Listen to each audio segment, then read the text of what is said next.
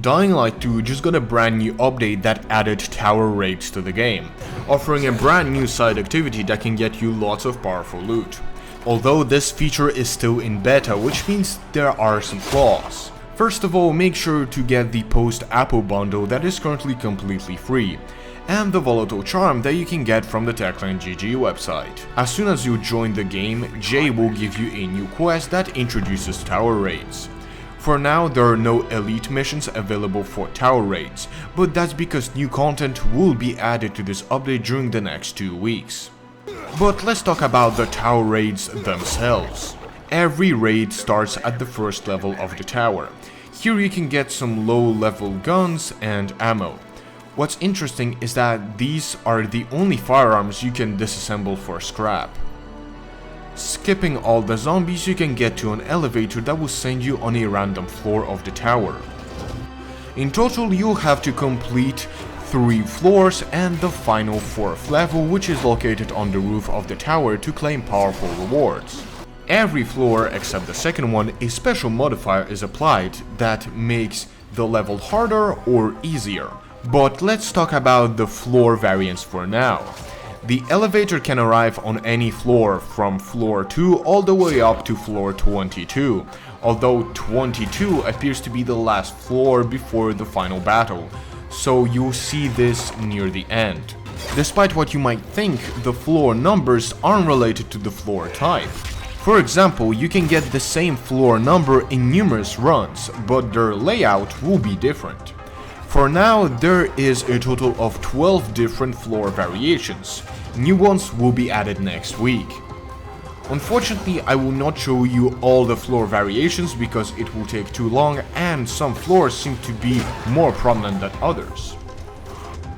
The entire concept of tower raids is that it's a roguelike with newly generating floors and loot that you can get.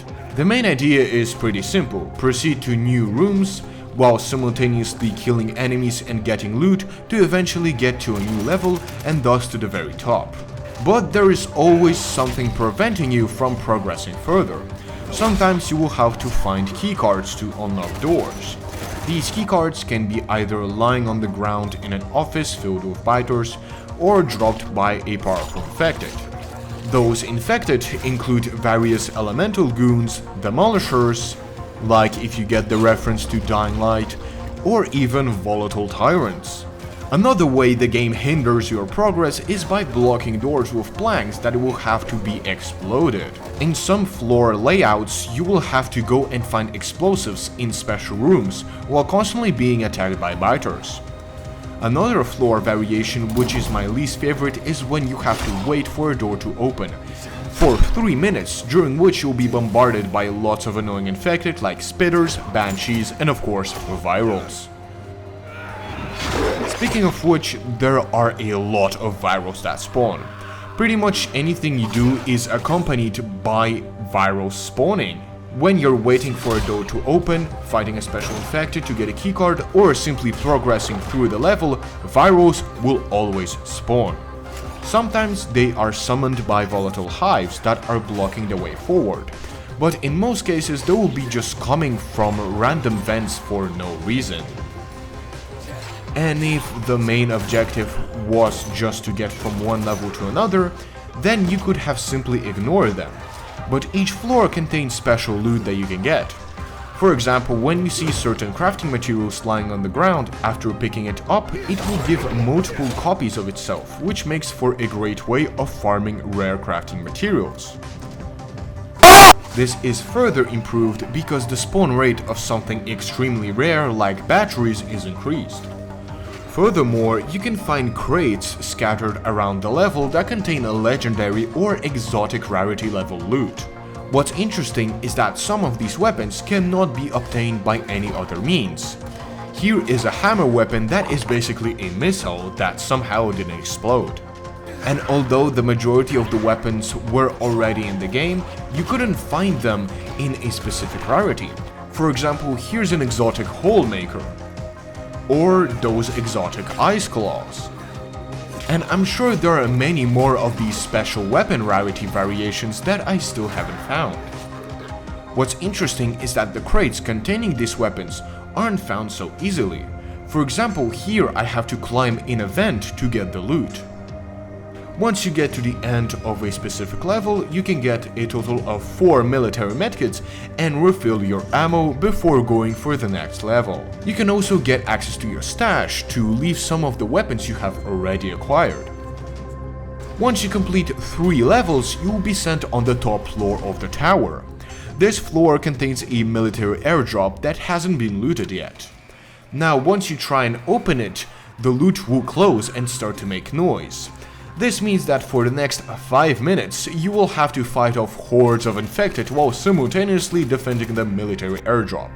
And even though before the fight you can stock up on pretty much every single ammo, consumable and throwable in the game, this task is still pretty difficult. I've been playing on Nightmare during the entirety of my tower raid runs, and I can say that the final level is by far the hardest. At first only biters and virals are spawning, but then they are quickly joined by spitters, bombers, goons and most importantly armored zombies. And out of all the enemies present here, they are the most annoying ones.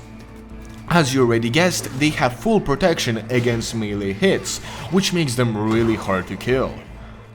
But I think what makes this section so hard is the fact that zombies target the military airdrop and not you. If the majority of them was targeting the player while a bunch was attacking the military airdrop, it would have been much easier. But because there are so many enemies, you have to defend the airdrop at all times.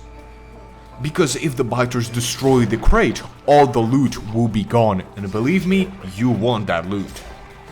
Many times I've been struggling to keep the zombies away from the loot, and thus nearly every single attempt ended up with the crate barely surviving. Sometimes I've even managed to die.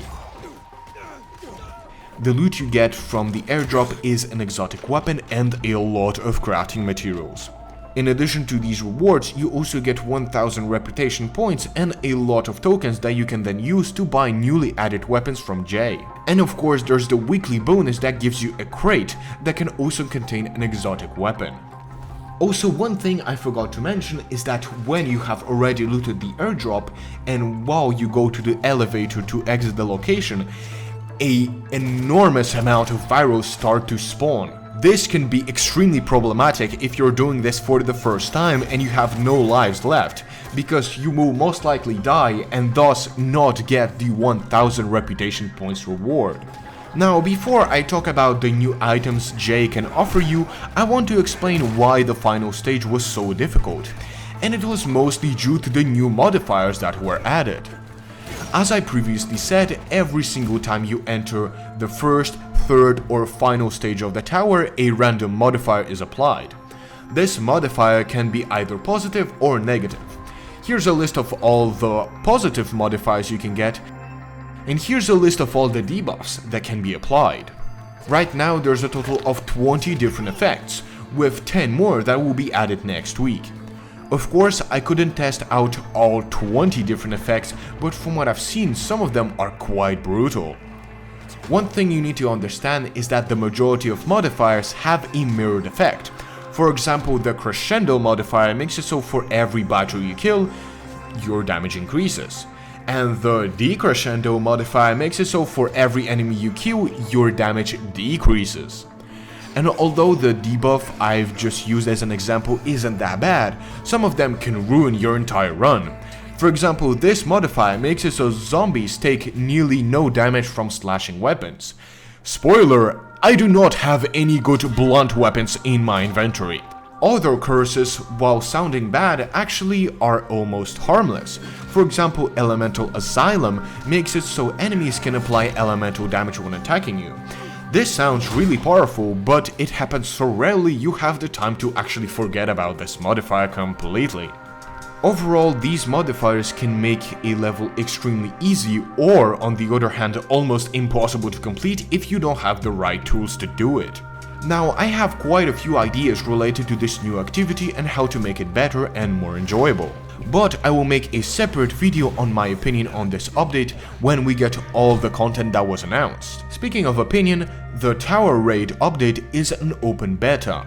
that after 3 weeks will be closed, which means you won't be able to do any tower raids and you won't be able to get the new rewards. Techland is collecting people's thoughts and opinions about this update via a special survey that I highly recommend you complete. Now let's talk about the new weapons that you can buy from Jay. As you can see, 5 new levels were added to this agent with 6 new rewards. Unfortunately, I couldn't buy all of the items because the cost for leveling up is extremely high. The first new weapon is this hatchet with a PK skin. I really like this weapon because this axe actually looks like a hatchet and not like an asset that was stolen from Hellraid. The other item you can get is the Scorpio weapon.